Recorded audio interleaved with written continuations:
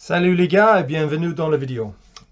Aujourd'hui, je veux vous parler de... en fait, c'est une question qui était posée par un candidat chez nous, qui est inscrit chez nous, qui me pose la question. Il a vu sur le terrain une installation où il y avait 3 fils branchés en aval d'un disjoncteur. Donc, je vous montre une image pour que vous voyez ce que je veux dire. Et il me pose la question, est-ce qu'on a le droit de faire ça? Donc, on va creuser, on va creuser dans les normes et voir qu'est-ce qu'il nous dit. Qu'est-ce qu'il nous dit la norme NFC 1500? Est-ce qu'il parle de nombre de conducteurs branchés physiquement dans un disjoncteur? Donc, le texte, en fait, c'est assez clair sans être clair sur le nombre de fils. Il parle de réaliser le raccordement d'une façon qu'il n'y aura pas de risque de desserrage, ni rupture de bras. Il ne faut pas que ça soit possible. Donc, on parle de rupture de bras, c'est que quand tu vas serrer, que les bras, en fait, ça casse. Donc, surtout sur les fils souples. C'est pour ça qu'on fait des fils souples, on met des embouts de câblage. Mais il ne parle pas spécifiquement de nombre de fils dans un disjoncteur ou dans un connecteur, n'importe quel type. Mais pour éviter qu'il y ait un risque de desserrage, il faut garder en tête un certain nombre de choses. Donc, il faut que tu utilises le même type de fil. C'est-à-dire, si tu veux mettre 2 fils dans un disjoncteur, il faut que ce soit le même type. Soit du rigide, soit du souple.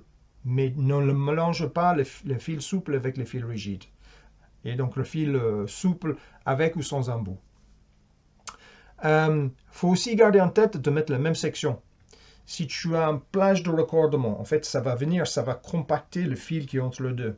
Et si tu as un gros fil et tu as un petit fil, par exemple, je sais pas, tu as des 6 carrés et tu as du 1,5, quand ça va venir écraser, le borne il va se déformer et ça va mal plaquer sur les 2 fils. Donc tu as un risque d'échauffement. Et qui dit échauffement, ça va dilater et le petit fil il va tomber ou bouger. Et donc le plus gros fil, il va aussi bouger. Donc vraiment, garde ça en tête si tu veux mettre plusieurs conducteurs, donc 2, voire même 3. Si tu veux mettre même 2 conducteurs dans le même borne de raccordement, il faut que ce soit la même taille. Pense aussi quand tu veux mettre les 2 conducteurs, il ne faut pas que ça se croise. Il ne faut pas que ça croise comme ça parce que ça fait un point de chauffe. Quand tu vas rentrer les 2 fils, il faut qu'ils rentrent vraiment côte à côte et qu'ils rentrent ensemble pour qu'ils soient plaqués tous les deux en même temps. Que ça soit vraiment plaqué les deux, pas de croisement. Donc garde ça bien en tête. Mais à part ça, le norme, il ne nous parle pas des obligations par rapport au nombre de fils dans un disjoncteur.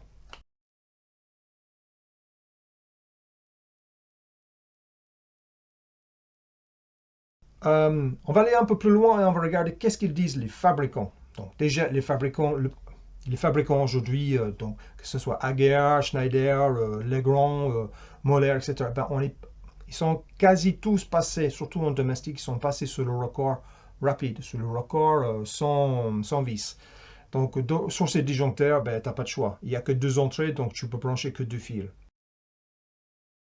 Mais si on regarde donc le doc Schneider pour un disjoncteur quelconque, on va regarder le doc, document technique, qu'est-ce qu'il nous dit?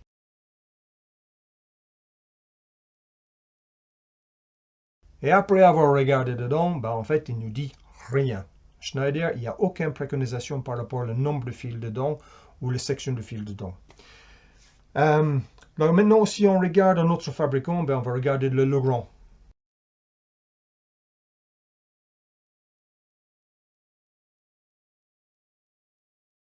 Et Legrand, en fait, il est beaucoup plus spécifique. Il nous dit les sections de fil minimum et maximum pour du souple, pour le rigide, etc.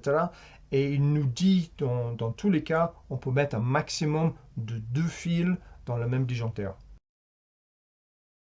Pour les autres marques, si le fabricant ne dit pas tu ne peux pas mettre plus que 2 fils dans un borne, en théorie, tu peux. Hein, donc, par exemple, le Schneider, il ne dit rien, le Hager, il ne dit rien. Donc, si c'est le cas, en théorie, tu peux mettre 3 fils dans le disjoncteur. Donc, pareil, tu le mets tous les 3 vraiment côte à côte, pas croisés. Mais il y a quand même un risque d'échauffement, donc je le déconseille hyper fortement. Fais autrement. Donc, tu risques d'avoir un point de chauffement.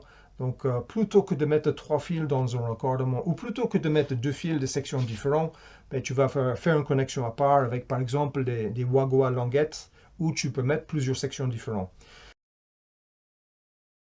Mais si tu as, par exemple, 3 fils ou 4 fils pour un circuit d'éclairage qui arrive dans ton GTL, plutôt que de recorder le 3 ou 4 dans le disjoncteur, ben, fais une connexion propre dans le GTL. Tu as le droit de le faire. Fais une connexion là avec un seul fil qui remonte dans ton disjoncteur.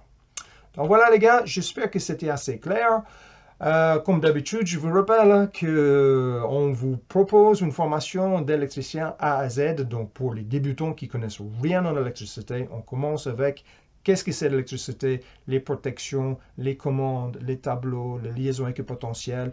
Et on va jusque la réalisation de recharge de véhicules électriques en domestique et le photovoltaïque en autoconsommation. Donc si tu es intéressé par ça, ou par le métier d'électricien, ben, tu m'envoies un mail et je t'envoie des infos sur le métier et sur la formation que je te propose. Donc voilà. À très bientôt les gars. Ciao.